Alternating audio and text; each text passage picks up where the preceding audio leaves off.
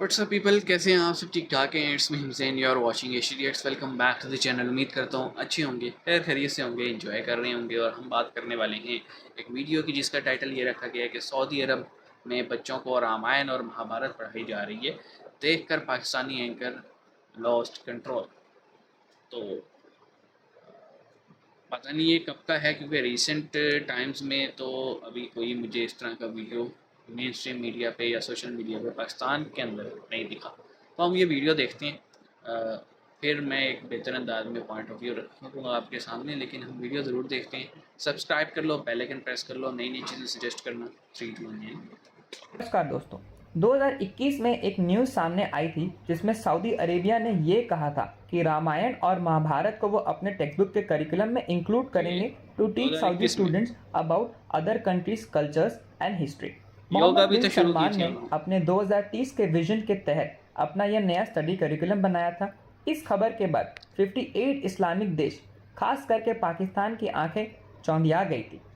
वो इसलिए ना कि खबर ये आ रही है कि सऊदी ने रामायण और महाभारत को अपने बुक में इंक्लूड कर दिया है और बच्चों को पढ़ाना शुरू भी कर दिया है, जिसके बाद से पाकिस्तान के मौलवी और जिहादी सोच वाले लोग अपनी छाती पीट कर रो रहे हैं, क्योंकि जिस सऊदी को वो इस्लाम का गढ़ मानते थे, आज वो सऊदी अरेबिया इस बदलते दुनिया का रुख को अपना कर एक नया देश की ओर बढ़ रहा है। टूरिज्म चाहते हैं ना वो। चले आगे पाकिस्तान मीडिया का रिएक्शन देखते हैं। वीडियो को लाइक और चैनल को सब्सक्राइब कर लें। आपको लगा कि इस्माइल हानिया की मौत और शहादत ने सारे लोगों को यकजा किया? सारे लोगों को यकजा किया ना किया, लेकिन खारजी और तकफीरियों को ज़रूर मंजर आम पे लेके आ गया। ये वही लोग हैं जो तनकीद कर रहे हैं, जिनका आप जिक्र करें। ये वही लोग हैं ना जो अभी 6 महीने पहले कन्वेंशन के अंदर जिन्होंने जिहाद के फतवे दिए और एक भी ना गया। फ़लस्तीन के अंदर इन्होंने पाकिस्तानियों की नाक कटवा दी उस जिहाद में शिरकत ना करके। अब फ़लस्तीन के मुबल्लिग ये ऐलान कर रहे हैं कि इन पाकिस्तानी मुल्लाओं को जाके बताओ इसराइल ने अपना नाम ईरान रख लिया, शायद ये हमला करने आ जाए। ये ना गए और ये सिर्फ बातें करने के लिए बैठे। इनसे बोलो अब चले जाओ, अब तो तुम पे फर्ज हो गया ना बदला, अब चले जाओ। इस्माइल हानिया की आखिरी ख्वाहिश क्या थी पाकिस्तान से? एक धमकी दे दो तो जाओ अपनी पार्लियामेंट का कल इजलास बुलाओ, पीपल्स पार्टी वालों, नून लीग वालों, आओ सारे बैठ के एक करारदाद नहीं पास करो, धमकी दो ना ऑफिशियल, फिर इसकी इस ख्वाहिश को पूरा कर दो। और ये ना कर सकते, अपने मुंह को टेप लगा के बंद करो और खामोशी से बैठ के तमाशा देखो, जो तमाशबीनी का हक है तुम्हारा, उस असूल के तहत देखो। सुने, हम जिन्स परस्ती अलाउ कर दी तुम्हारे वली अल्लाह ने सऊदी अरब में, मुबारक हो तुम्हें, तुम्हारे तो शौक ही यही है। नंबर 2, बिकनी पहना के अपनी खवातीन जो पर्दे में थी उनके कैट वॉक शुरू करा दी। और सितम जरीफी देखो, रामायण, गीता और महाभारत को सिलेबस में डाल दिया वहां के अखबारों में विजन 2023 के तहत, और जो अब लागू हो गया तमाम स्कूलों में कि अब वो रामायण पढ़े, वो गीता पढ़े। वो सऊदी अरब में, और कहा हुआ? आपके हिजाज में हुआ ना, यही नहीं पता आप लोग को। अगर ये भी नहीं पता तो फिर क्या पता आप लोग को? क्यों छुपाते हो आप लोग ये चीजें? तो फिर मान जाओ मुसलमानों, तुमने अपने बुजुर्गों के दीन की तरफ रवाना होना शुरू कर दिया, बुत परस्ती की तरफ, जहां से तुम्हारे बाप दादे आए थे। 1400 साल से यही किरदार है यार। हम यहूदियों से लड़े, हम सहूनियों से लड़े, लेकिन साथ में हमें मुसलमानों से भी लड़ना पड़ रहा है, हमें इंतहा पसंद हिंदुओं से भी लड़ना पड़ रहा है। 23,000 अरब बद्दू मुसलमान IDF के अंदर शमूलियत इख्तियार करके गए, 1500 ट्रेनिंग मुकम्मल करके अब बाकायदा IDF फौज का हिस्सा है। बजाय तुम फलस्तीनियों के खड़े होने के, तुम IDF की फौज के अंदर खड़े होके खुद इस्लाम वालों से लड़ रहे हो। ये किरदार है तुम लोग के। तुम लोगों ने ये करना तो फिर खुल के आओ, जाओ जो 54 रुकनी फौज तुमने बनाई है उसको भी लेके आओ, देख लेते हैं इस बार। और अगर तुम लोग बाज ना आए तो ये याद रखना, ये जंग तुम्हारे महलात के अंदर तक आएगी, फिर शिकायत ना करना, और ये होके रहेगा।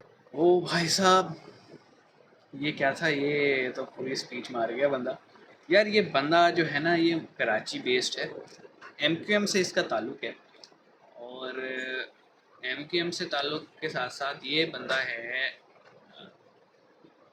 फ़िक़्ह जाफ़रिया, या जिसे आप आम ज़बान में शिया कहते हैं।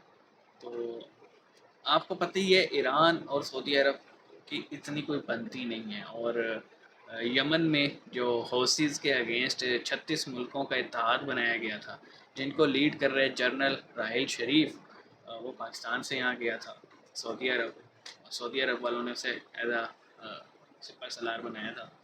तो पाकिस्तान ये तो कहता है कि हम 36 मुल्क का इत्तेहाद नहीं है और हिस्सा नहीं है, और हम यमन पे कुछ नहीं करते, लेकिन हमने बंदे तो भेजे ना हेल्प करने के लिए। अब वो 36 मुल्कों का इत्तेहाद आईसिस के अगेंस्ट भी खड़ा है, यमन के अगेंस्ट भी खड़ा है, हौसीस के अगेंस्ट, यानी इन केस शॉर्ट हम कहें तो ईरान के अगेंस्ट भी खड़ा है। लेकिन जब बात आती है पैलेस्टाइन की तो वो वहाँ पे खामोश हैं। तो इस वजह से ये थोड़ा जज्बाती हो रहा था। लेकिन सीधी सी बात है, सऊदीज़ जो है ना, उन्होंने जब ये सऊदी रजीम आई थी 1923 में, तो इन्होंने जन्नतुल बकी जो कि बड़ी होली सिमेट्री है उसको डिस्ट्रॉय किया। जन्नतुल माला जो है, जिसे मोहल्ला भी कहा जाता है, उसको भी इन्होंने डिस्ट्रॉय किया। फिर इन्होंने कोशिश की तमाम मज़ारात को गिराने की, और करबला पे भी इन्होंने अटैक किया था। तो इस वजह से एक बहुत ज़्यादा हार्ड लाइनर इनका रूप सामने आया नजदियों का।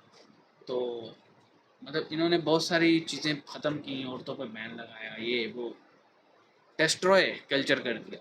अब जैसे जैसे 21st सेंचुरी है और लोग प्रोग्रेस की तरफ जा रहे हैं, तो इन्होंने भी देखा कि अगर हम चलना है तो कदम मिला के चलना पड़ेगा।